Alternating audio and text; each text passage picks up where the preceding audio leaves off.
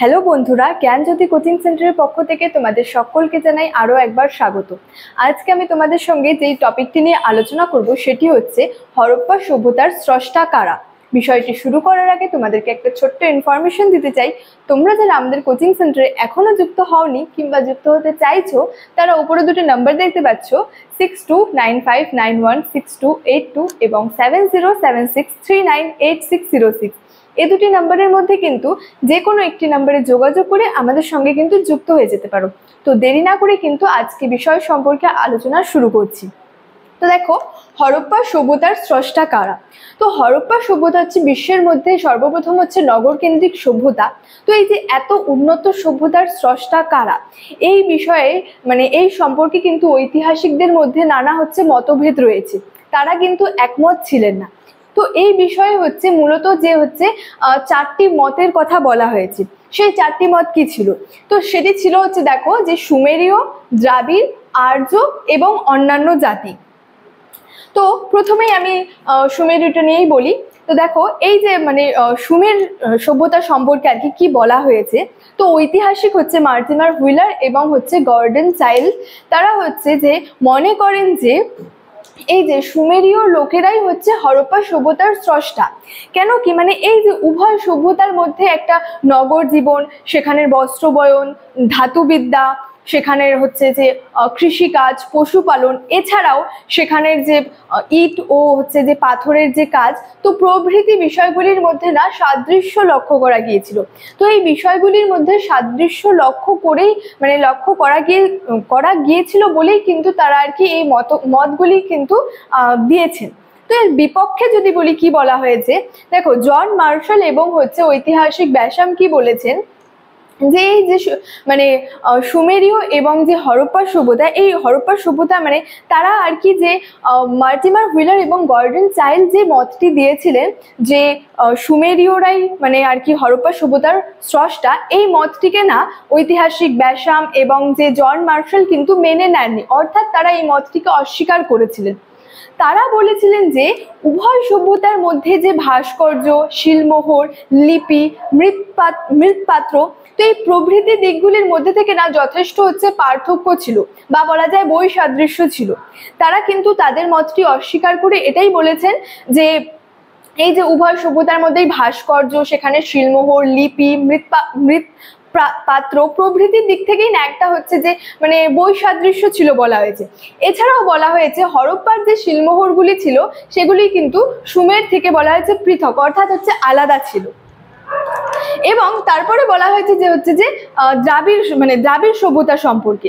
তো রাখাল দাস বন্দ্যোপাধ্যায় এবং হচ্ছে যে সুনীতি কুমার বন্দ্যোপাধ্যায় প্রমুখের তারা মনে করেন যে দ্রাবিড়রাই হলো হচ্ছে যে হরপ্পা সভ্যতার স্রষ্টা।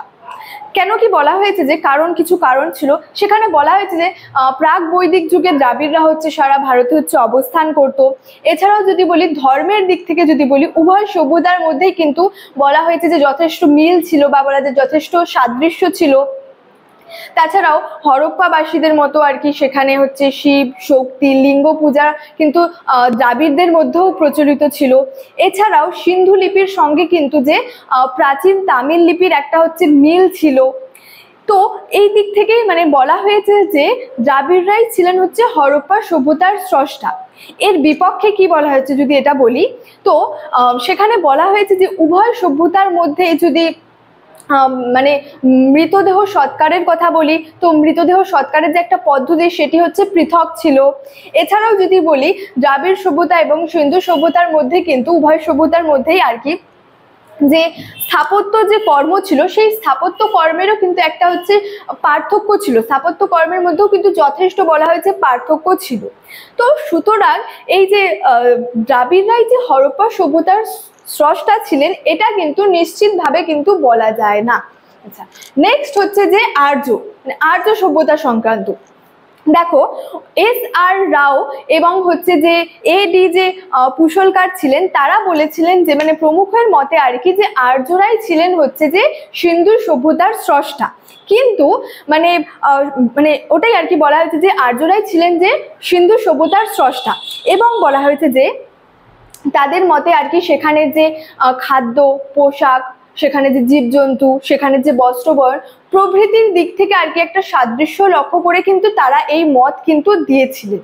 কিন্তু এর বিপক্ষে যদি বলি, গর্ডন চাইল্ড এবং হচ্ছে যে আর কি ব্যাসাম ছিলেন, এবং গর্ডন চাইল্ড, ব্যাসাম তারপরে বলা হচ্ছে যে জন মার্শাল কিন্তু এই মতটি আর কি স্বীকার করেননি। তারা বলেছেন যে আর্য সভ্যতা তো মানে তাদের মতে আর কি যে আর্য সভ্যতা হচ্ছে গ্রামীণ ছিল, কিন্তু হরপ্পা সভ্যতাটা ছিল হচ্ছে নগর কেন্দ্রিক। এছাড়াও হরপ্পাবাসীরা তো আর কি লোহার ব্যবহার জানতো না, কিন্তু আর্যরা তো লোহার ব্যবহার জানতো। এবং হরপ্পা সভ্যতার যদি প্রধান আর কি মানে জীবিকার কথা বলি, সেখানে ছিল হচ্ছে বাণিজ্য, এবং আর্যদের প্রধান জীবিকা ছিল হচ্ছে কৃষিকাজ, পশুপালন। এছাড়াও বলা যায় যে মানে হরপ্পা সভ্যতা আর কি মৃত ব্যক্তিদের হচ্ছে সমাধিস্থ করা হতো, কিন্তু আর্য সভ্যতায় হচ্ছে যে মৃত ব্যক্তিদের আর কি পুড়িয়ে দেওয়া হতো। এছাড়াও যেটা মূল বলা হয়েছে আর কি, যে আর্যরা কিন্তু নগরের স্রষ্টা ছিলেন না, তারা ছিলেন হচ্ছে নগরের ধ্বংসকারী। তো এই প্রভৃতি দিক থেকে মানে দেখে কিন্তু এইসব মতবাদগুলির কথা কিন্তু বলা হয়েছে। নেক্সট যদি বলি, দেখো অন্যান্য জাতির কথা। তো এখানে অন্যান্য জাতি বলতে কোন কোন জাতির কথা বুঝিয়েছে?